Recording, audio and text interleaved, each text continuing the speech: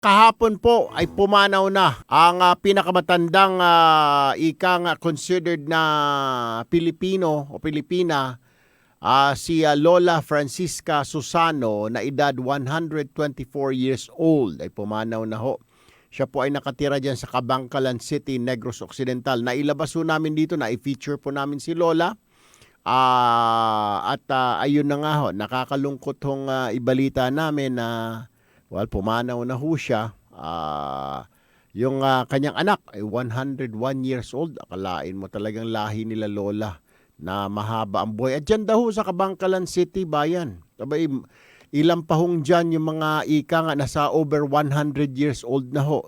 Nandyan ho sila nakatira. Ewan ko kung ano ho ang sikreto nila dyan. But anyway, nasa linya po ng aming telepono si Miss Jake Carlene Gonzales, Information Officer ng Cabangcalan City, Negros Occidental. Magandang umaga po, Jake Carlene Gonzales. Magandang umaga po, Sir Erwin Tulfo. Tama po ba, Jake or Jackie Carlene Gonzales? Jake po. Jake Oo, talaga. Jake po. Jake talaga yung pangalan ko. Kasi walang ultrasound noon. Kaya sabi ng nanay ko, baka akala nila lalaki, babae pala, So, lumabas. ginawang Jake. Okay. Alright, Ma'am Jake, kumustahin ko lamang po. Nailibing na po ba si Lola Francisca or kasalukuyan po nakaburol? At ano ho ang plano ng gobyerno? Nakakalungkot to yung considered na pinakamatandang, hindi lang pinakamatandang Pilipino, kundi pinakamatandang tao yata sa buong mundo dahil yung sa Japan na sinasabi nila matanda ay nasa 118, 119 lang. Si Lola, 124 na, Miss Jake. Yes po. Ano ho ang plano ngayon? Nasa ano ho ang nailibing na po ba si Lola o kasulukuyan pa binuburol? Sasagutin po ba ng pamilyang ng pamahalaan ang pagpapalibing kay Lola? Okay po. Sir Erwin, ikanalungkot namin ibalita na si Lola Francisca Susano ay pumanaw na. Kahapon po, alas 6:45 ng gabi, November 22, sa edad na 124 years old po. Ipinanganak si Lola noong September 11, 1897. And according to our mayor po, Mayor Pedro P. Saico Jr., sigurado po magbibigay ang aming lokal na pamahalaan ng burial assistance po. Kasalukuyan, for swabbing po, as per protocol natin, si Lola under sa CHW natin. So this morning, paswab muna si Lola, post-mortem swab, and then doon na natin malaman ano kimatay kasi natulog lang si Lola. Kasama niya ang kanyang mga apo. Si Lola merong 14 na anak at may more than 500 na yata na apo dahil pati sa tuhod na 500? Tampakan. Oo, pati sa talampakan na kasi sabi na at meron pa yata sa Kalingkingan. Yes, sa Kalingkingan. That is according to Merlin Susano, Ma'am Sir Erwin. Kasi nga pag 500 na, napakadami na nung Madami. Oo. Parang parang isang barangay na ho yan. Kasi po, yung pamilya po ni Lola, di ba, 14 yung anak niya, yung mga anak niya, 12 yung mga anak rin, at yung mga apo niya, nagkaroon ng marami yata silang pamilya mag-anak. Ayan po ang uso ng sinaunang panahon kasi kukonti pa lang ang tao. Kaya di ba sabi rin ng Panginoon Diyos, go and repopulate. Correct. Multiply. Hindi, nakatira rin. Yes, si Lola nakatira rin kasi sa bundok. Isang IT si Lola.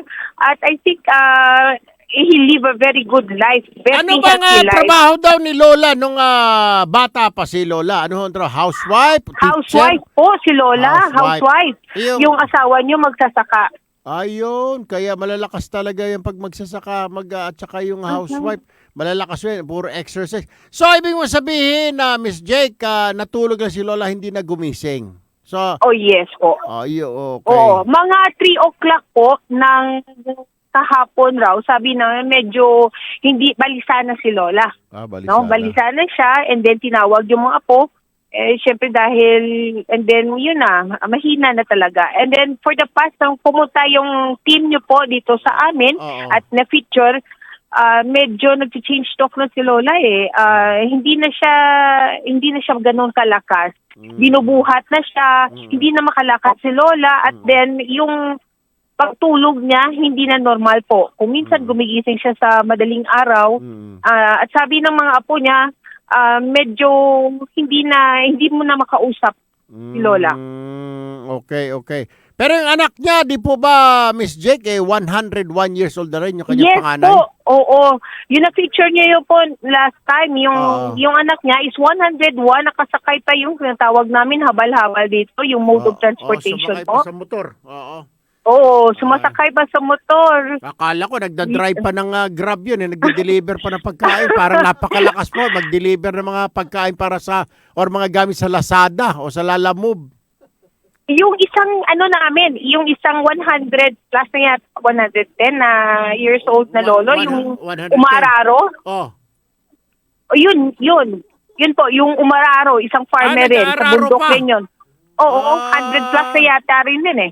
Kung bibigyan ko siguro ng motor yun, baka magde-deliver pa ng mga Lalamove yun at saka ng mga Lazada. Anyway, ilan pa ho mga 100 plus years old ninyo dyan na mga residente? Ilan pa ho yan? Marami kami. Buhay ngayon, mga 25 yata na 100 plus. 25 na 100? Yes, Ano po. ang sekreto dyan, Miss Jake? At parang gusto kong dalhin yung nanay ko dyan. Yung nanay ko is 95. Baka Oo. umabot ng 110 din.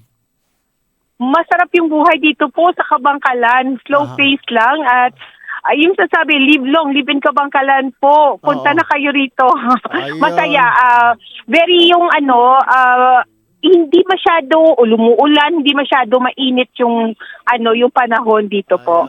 So, ililibing ho yan sa public cemetery. Anong plano raw ng pamilya, ma'am? Yes po. Nakausap ko po yung kagabi, yung pamilya niya. Naghihintay lang sila na sana po negative na rin si Lola. Kaso we're really hoping na negative rin si Lola sa COVID-19, no? Oo. Kaso protocol dapat sundin yon. Ililibing ron po sa pamilya sa public cemetery rin po. Ayun, sa public cemetery. Ayun, alright. Well, anyway, ma'am, ay parating nyo na lang ho ang aming taos-pusong pakikiramay po mula po dito sa Erwin Tulfo Action Center at ACT-CIS Party List. Ang aming pong taos-pusong pakikiramay, nakakalungkot po, ha?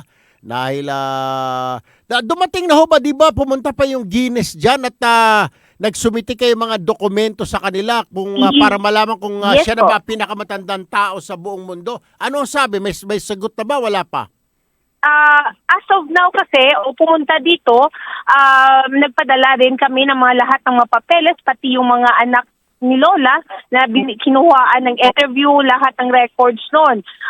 Pero nasubmit na po sa Guinness, since siguro na COVID-19, mahirap yata ang travel at the same time. Baka sana ito pa hindi na naabutan ni Lola. Oo nga. Siyempre. Oo, sayang. Pero nasubmit na lahat ng papers po. Hindi na siya ngayon ang pinakamatanda dahil pumanaw na ho. Yung hapon na siguro. Sayang nga eh. Oo, sayang Oo. naman. Anyway. Nasayang naman. Anyway, Pero Miss- she made a good life naman eh. For 124 years. Oo, with 14 children. Yun ang sinasabi naming live long, live in Kabangkalan. Live in Kabangkalan. Ayun. Alright, Miss Jaika Carlene Gonzalez, Information Officer ng Kabangkalan City. Ma'am, daghang salamat. Maayong aga sa imo. Maraming salamat po, Sir Elwin. Sana makapunta kayo dito sa Kabangkalan. Hayaan niyo po. Magandang Pupunta ako bayan dyan pag po. nag-retire ho ako. Gusto kong pasama ko itong mga kaibigan ko para umabot kami ng 100 plus. Nagpasabi po si Mayor, punta ka dito raw. Pupunta Sir ho ako Erwin. dyan. Yes, ma'am. Pupunta Sige ako po. dyan. Maraming Thank you po salamat po. at maraming salamat.